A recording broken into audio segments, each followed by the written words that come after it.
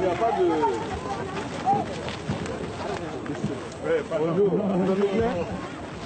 Thomas Sankara, capitaine de 35 ans, président de la Haute-Volta, il a pris le pouvoir par un coup d'État le 4 août 1983.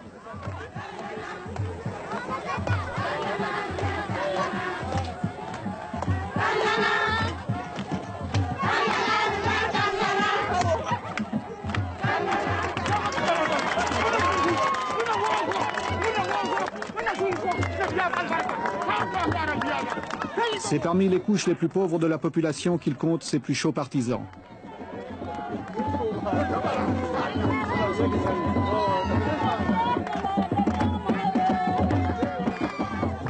Malgré son jeune âge, son engagement politique n'est pas récent. En 1980, il est secrétaire d'État à l'information sous l'avant-dernier régime avant de démissionner. Puis, participant au coup d'État du dernier président, le commandant médecin Jean-Baptiste Ouédraogo, il devient Premier ministre, est arrêté, libéré et fait le coup d'État.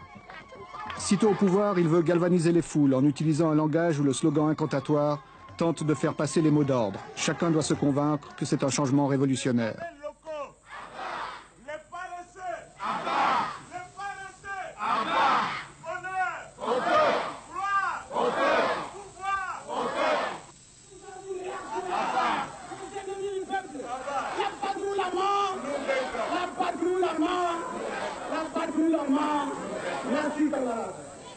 À Pau, les gens sont venus très nombreux pour lui apporter leur soutien.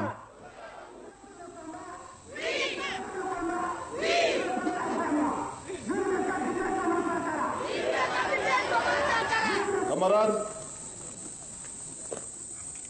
il faut enterrer tous les ennemis du peuple.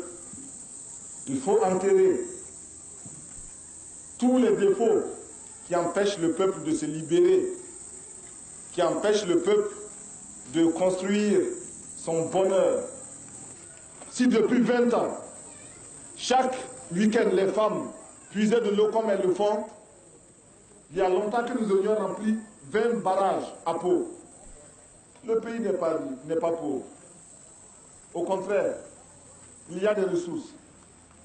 En vous mettant au travail pour construire ces 20 villas, en vous mettant à la tâche,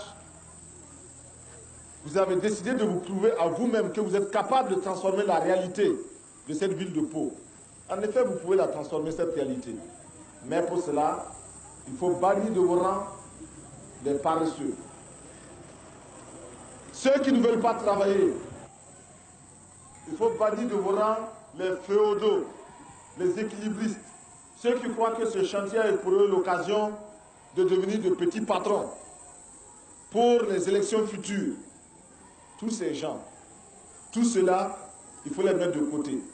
Il faut bannir de vos rangs les maris qui n'autorisent pas leurs femmes à aller sur les chantiers. Camarades, les mauvais maris, les paresseux, les voleurs, les maris réactionnaires, les petits patrons, les grands patrons, les détourneurs de fonds, les voleurs,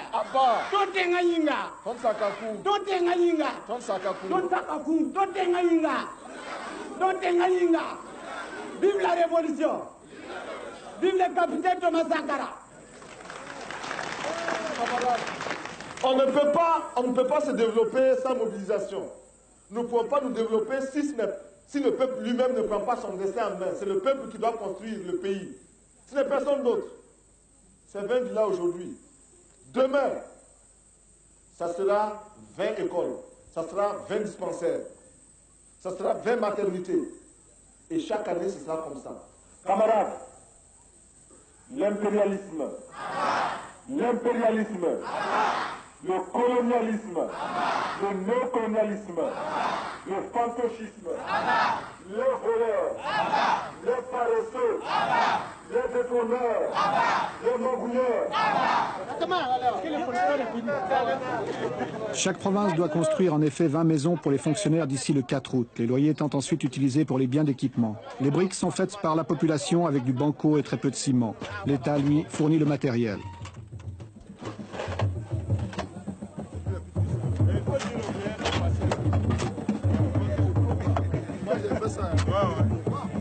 Afin d'entretenir le moral de ceux qui travaillent, le capitaine Sankara multiplie les visites de ces chantiers en mettant chaque fois la main à la pâte.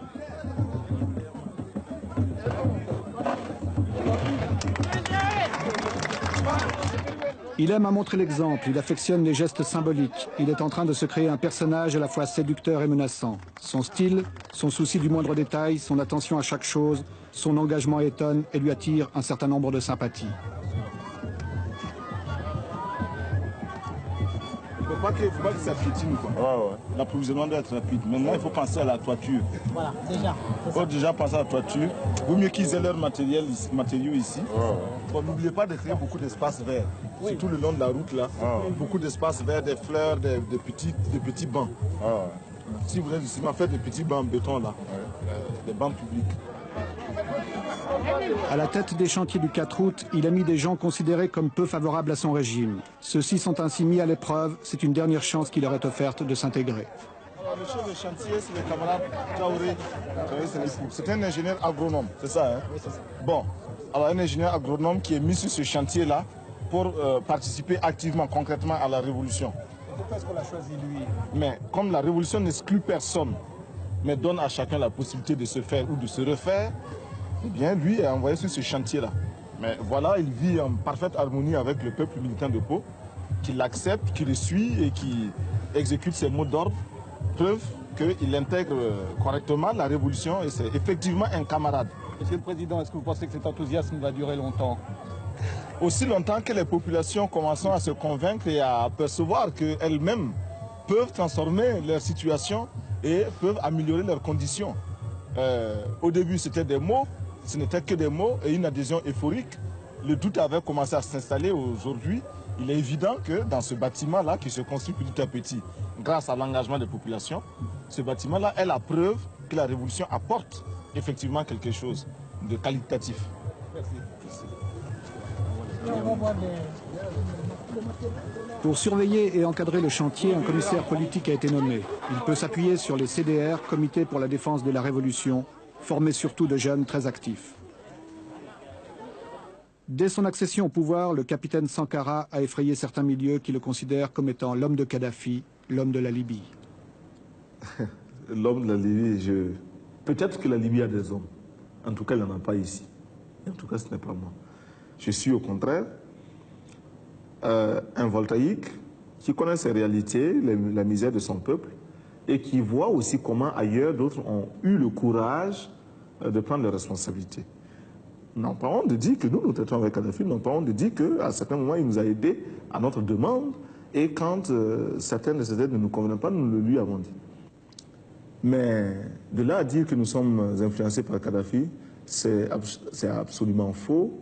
Absolument faux parce que nous ne faisons pas ici ce que fait la Libye. D'abord, la Volta n'est pas la Libye. Ensuite, moi, je ne suis pas Kadhafi. Les voltaïques ne sont pas libyens. Cela est très important. Nos positions n'ont pas toujours plu. Mais nous voilà nous connaissons un dilemme. Soit taire nos positions que nous considérons comme vraies, donc taire la vérité. La vérité, c'est ce que chacun de nous a sa vérité, bien sûr. Nous n'avons pas la vérité absolue.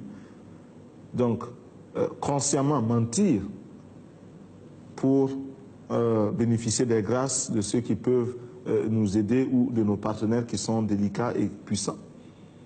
Ou alors leur dire la vérité dans la conviction, dans l'intime conviction que nous rendons service à notre peuple et à tout autre peuple. Aux Nations Unies, nous sommes membres du Conseil de sécurité des Nations Unies. Nous recevons aujourd'hui des pressions multiples, multiformes pour orienter nos votes, pour orienter nos prises de position aux Nations Unies. Pouvons-nous nous taire lorsque l'on agresse un pays parce qu'il est petit? Pouvons-nous nous taire lorsque l'on envahit un autre pays? Nous estimons que si nous sommes aux Nations Unies et au Conseil de sécurité, et si nous n'y sommes pas simplement pour compléter les effectifs et pour la foire, nous devons avoir le courage de dire au nom des peuples qui nous ont fait confiance, car il s'agit de vote, et la Haute-Volta a eu plus de 104 pays qui l'ont élu, nous devons représenter leurs intérêts. Et en particulier, ces pays non alignés qui ont massivement voté pour la Haute-Volta, nous devons quotidiennement, constamment, courageusement défendre les intérêts des non alignés d'une manière particulière, mais d'une manière générale de tous les peuples qui s'indignent si nous ne voulons pas que le Conseil de sécurité des Nations Unies et les Nations Unies en général deviennent une caisse de résonance manipulée par quelques tambourinaires puissants, il nous faut, nous, membres, y exercer tout notre droit, même s'il est limité du fait que quelques-uns ont un veto qui est omniprésent. Nous avons donc des pressions. Mais malgré tout, une grande puissance comme la France, comme les États-Unis ou comme l'Union soviétique, s'ils décident de retirer une partie de l'aide qu'ils vous apportent actuellement, peuvent vous mettre dans de graves difficultés intérieures. Mais c'est vrai. C'est la raison pour laquelle nous sommes obligés de lutter contre l'impérialisme et ses manifestations. L'impérialisme, aujourd'hui, sait qu'il est très important, il est plus utile pour lui de nous dominer culturellement, beaucoup plus que militairement. La domination culturelle est la plus souple, la moins coûteuse, la plus efficace. Et c'est pourquoi nous disons qu'aujourd'hui, pour renverser le régime de Haute-Volta, il n'est peut-être pas nécessaire d'amener des mercenaires puissamment armés. Il suffit simplement d'interdire l'importation du champagne ou du rouge à lèvres, je ne sais pas, ou des vernis à ongles. Cela suffit à nous renverser. Parce que la petite bourgeoisie aujourd'hui est convaincue qu'elle ne peut se passer de ces produits-là. Eh bien, il nous faut travailler à décoloniser les mentalités. Nous travaillons à reconditionner notre peuple, à accepter de vivre tel qu'il est, à ne pas avoir honte de ces réalités, à s'en contenter et même à s'en glorifier. C'est bien si les autres vivent comme cela, mais c'est normal que nous vivions autrement. Nous l'avons choisi. Ils n'ont pas hésité à dire à d'autres pays, par exemple l'Union soviétique, que nous refusions une aide de l'Union soviétique qui n'était pas, de notre point de vue, à la hauteur de notre attente. Nous nous sommes expliqués et je pense que nous nous sommes compris. Mercredi, jour de réunion du Conseil des ministres. Ceux-ci s'y rendent dans leur nouveau véhicule de fonction.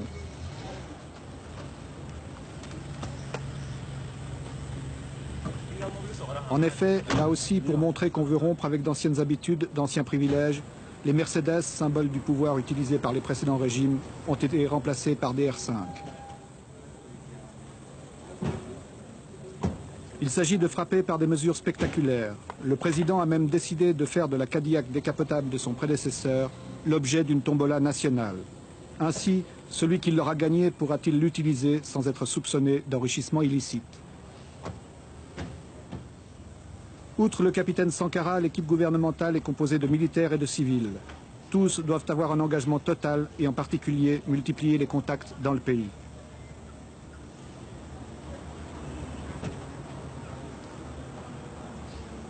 Tous les ministres civils ou militaires sont armés. Ils ont reçu une Kalachnikov que certains emportent même aux réunions du Conseil. Chacun a d'ailleurs suivi un entraînement militaire pendant quelques jours. La vigilance est de mise pour chacun dans un climat d'insécurité. Autre mesure de précaution, les lieux où se tiennent les conseils des ministres changent constamment. Ils ne sont connus qu'une demi-heure avant l'heure prévue. Le travail des ministres est chargé. Le programme qui est proposé aujourd'hui est austère, difficile. Pour toute l'équipe gouvernementale, il va représenter un effort considérable. Là aussi, chacun doit avoir ses dossiers bien préparés, bien étudiés. Le capitaine veille à l'engagement de chacun de ses ministres. La révolution, si elle promet un avenir radieux, elle part d'abord de sacrifices permanents. Et ces sacrifices, nous sommes décidés à les assumer. Et nous formons quotidiennement notre peuple à les accepter. Nous savons qu'ils sont lourds, très lourds. Ces sacrifices, nous avons demandé aux fonctionnaires de renoncer à une partie de leurs indemnités, parce qu'ils sont des privilégiés. Cela, vous vous en doutez, ne peut pas être bien accueilli partout.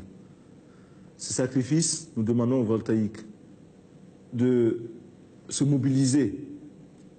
Si ailleurs, si dans certains pays, on a pu détourner un fleuve, en Volta, nous pouvons bien le faire parce que nous avons des bras aussi vigoureux. Ces sacrifices, nous les imposons au gouvernement, aux membres du gouvernement auxquels nous imposons un rythme de vie, un train de vie très modeste. Nos ministres ne sont pas autorisés à voyager en classe première, en première classe dans les avions. Ils prennent les classes touristes. Et même quand il est possible de les faire voyager par les avions charter, nous le faisons. Nous avons suspendu pour une longue période les brasseurs d'air, l'air conditionné dans les bureaux, etc. Nous avons supprimé les indemnités des ministres, du président, etc. Nous les avons tous ramenés à leur salaire d'instituteurs quand ils étaient instituteurs, de professeurs, de médecins ou de capitaines, dépouillés de toutes autres indemnités. Revenez. Revenez à droite. Marche. L'armée est obligatoire, mais seuls 2% des voltaïques en âge de porter les armes sont recrutés faute de moyens. Voyez la tête.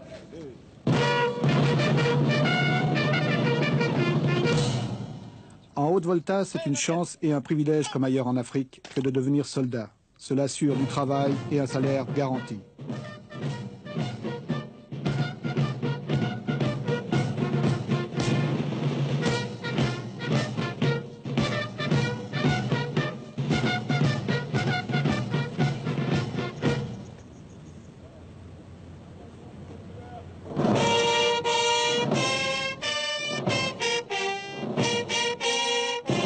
La volonté du capitaine Sankara est de vouloir mieux intégrer l'armée au peuple.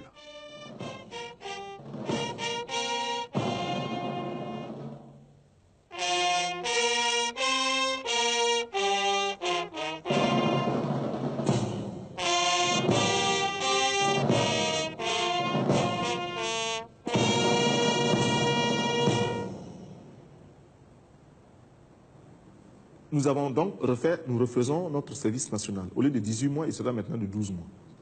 Mais au lieu d'être simple, exclusivement militaire, le métier des armes, 18 mois, et après on en garde certains, les autres sont renvoyés, non. Ce sera un service où il faudra apprendre bien sûr le maniement des armes pendant un certain temps, une période donnée, mais une autre période, à peu près les 3/4 du temps de service, ces 3/4 seront consacrés à la production. Sous l'encadrement militaire, bien sûr. Pourquoi nous faisons cela? D'abord, nous disons que la défense du peuple incombe au peuple. Et il faut que le peuple se mobilise, il faut que le peuple soit en armes, car nos ennemis sont nombreux, tout le monde n'acclame pas la révolution voltaïque, et tout le monde n'a pas entré l'âge de guerre contre nous. Et aussi, nous estimons qu'il n'est pas question de confier la défense du peuple à une minorité, si spécialisée soit-elle. Non, c'est le peuple qui se défend. Et c'est le peuple qui décide de faire la paix quand il ne peut plus poursuivre la guerre. C'est le peuple qui décide du budget de l'armée. C'est le peuple qui décide de ce que doit être l'armée. Il ne faut pas qu'il y ait une armée, une aristocratie au-dessus du reste du peuple. Nous voulons casser cela. Et même nos galons, nous voulons transformer tout cela pour que l'armée, enfin le militaire, se fonde à son peuple. Mais les militaires voltaïques auront à produire, à participer à la production agricole, plus tard industrielle, et d'une manière générale à la vie économique. Et déjà, nous enregistrons des succès, des résultats très positifs dans toutes les casernes, répondant à un mot d'ordre que nous avions lancé il y a un certain nombre, il y a quelques mois. Les militaires se sont mis à construire des poulaillers et procèdent à un élevage des poulets qui est de plus en plus intéressant. Quelle était la consigne pour les soldats? La consigne était un quart de poulet par militaire et par semaine. C'est un minimum. Nous savons que si ce quart de poulet par militaire et par semaine est réalisé, il y a une amélioration de l'alimentation. Il y a aussi un désintéressement de cette couche de salariés réguliers que sont les militaires par rapport au marché du poulet, de la volaille. Ce qui va nécessairement baisser le prix de la volaille pour d'autres clients que sont les civils. Et puis, l'effet d'entraînement, c'est que le militaire qui le fait pour lui-même, qui le fait parce que son chef lui a donné l'ordre de le faire, sera tenté de le faire pour lui-même à domicile. Et puis, forcément, cela fera tache d'huile. Bon, du reste, déjà, certains militaires ont estimé que ce mot d'ordre, un quart de poulet par militaire et par semaine, n'est pas suffisant. Et ils font un demi-poulet. Et il y en a même qui prétendent qu'ils feront un poulet par militaire et par semaine. Nous demandons que cela, parce que la révolution, c'est aussi vivre dans l'opulence, c'est vivre dans le bonheur, mais le bonheur et l'opulence pour tous, non pas pour quelques-uns.